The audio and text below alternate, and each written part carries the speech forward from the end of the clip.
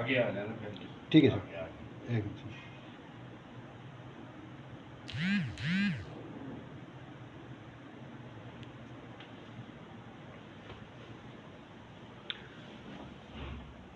بسم اللہ الرحمن الرحیم.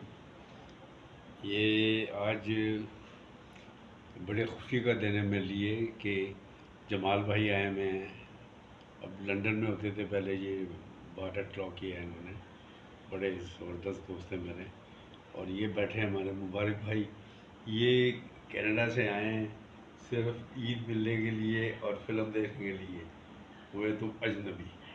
تو I am very thankful and grateful to everybody کہ یہاں پہ یہ تشریف لے کے آئے ہیں. اور آج شام کو میں جمال بھائی مبارک بھائی ہم پھر دوبارہ فلم دیکھنے جا رہے ہیں. ہوئے تو اجنبی.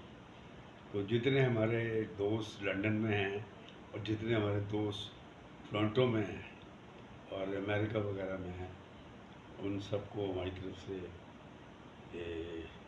عید مبارک.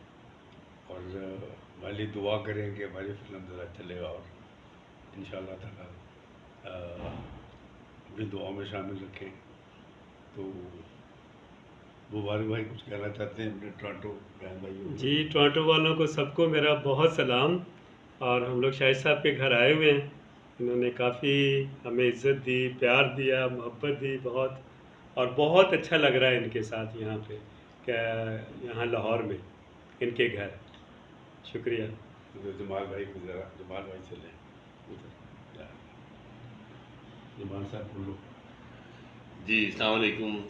یہ میرے لیے خوش قسمتی اور خوش نصیبی کی بات ہے کہ میرے یہ لمحات اور عید کے تیسرے روز میں موجود ہوں شاہد بھائی کی اس بیٹھک میں کہ جو کسی محل سے کم نہیں اور جس کا امپریشن ان کی ٹیسٹ کا اور ان